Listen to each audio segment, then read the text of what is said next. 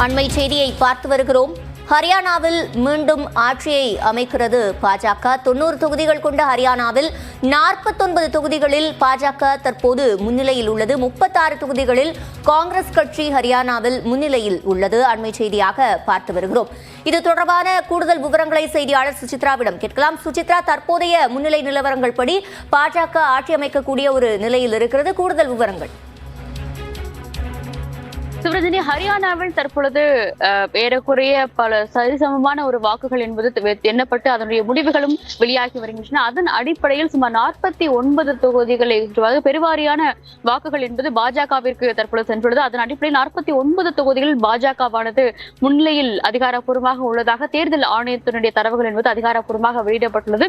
அதே சமயம் அதிகமாக காங்கிரசிற்கு வெற்றி கிடைக்கும் என்ற ஒரு எதிர்பார்க்கப்பட்ட தொகுதிகள் சற்று காங்கிரசுக்கு பின்னடைவு ஏற்பட்டு சுமார் 36 தொகுதிகளில் ஹரியானாவை பொறுத்தளவில் காங்கிரஸ் ஆனது முன்னிலையில் உள்ளது மிக முக்கியமாக பார்க்கப்படுகிறது. பாஜகவில் இருந்து வெளியேறி தனித்து போட்டியிட்ட ஜேஜேபி கட்சிக்கு இந்த முறை ஒரு தொகுதியில் கூட அவர்களுக்கு வெற்றி வாய்ப்போ அல்லது முன்னிலையோ கிடைக்கவில்லை என்பது மிக முக்கியமாக பார்க்கப்படுகிறது. இதனால் தற்பொழுதைய நிறுவனத்தை அடிப்படையில் சுமார் பெரும்பாலான தொகுதிகளில்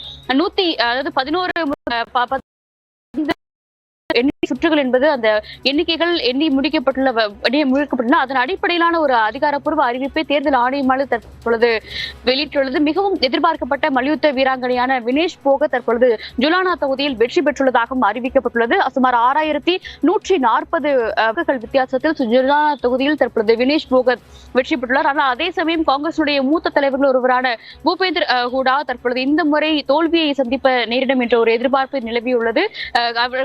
கணிசமான வாக்கு வித்தியாசத்தில் தற்போது அவர் பின்னடைவை சந்தித்து வருவது மிக முக்கியமாக பார்க்கப்படுகிறது. சுமார் தற்போதைய நிலவரத்தை பொறுத்தளவில் ஹரியானாவை பொறுத்தளவில் பாஜகவுடைய வெற்றி வாய்ப்பு அதிக அளவில் இருப்பதாகவும் அதற்கான கொண்டாட்டங்களுக்கு தற்போது பாஜகவானது முன்னேற்பாடுகள் செய்து வருகிறது. ஒருபுறம் டெல்லியில் உள்ள இல்லத்தில், அதாவது மத்திய அமைச்சர் மனோகர்லால் கட்டாரும் ஹரியானாவுடைய முன்னாள் முதல்வருமான மனோகர்லால் இல்லத்தில் தர்மேந்திர பிரதான் தற்போது முக்கிய ஆலோசனையை நடத்தி வருகிறார். ஹரியானாவுடைய தேர்தலில் பாஜகவுடைய வெற்றி ஏற்படும் பட்சத்தில் அடுத்த கட்ட நகர்வுகள் எவ்வாறு இருக்க போகிறது என்பது தொடர்பான ஒரு பல்வேறு முக்கிய ஆலோசனையும் தற்பொழுது அவர்கள் நடத்தி வருகிறார்கள். இன்னும் சற்று நேரத்தில் பாஜக தேசிய தலைவர் JP நட்டாவும் இந்த ஆலோசனையில் பங்கேற்க உள்ளதாகவும் தகவலானது கிடைக்கப்பட்டுள்ளது.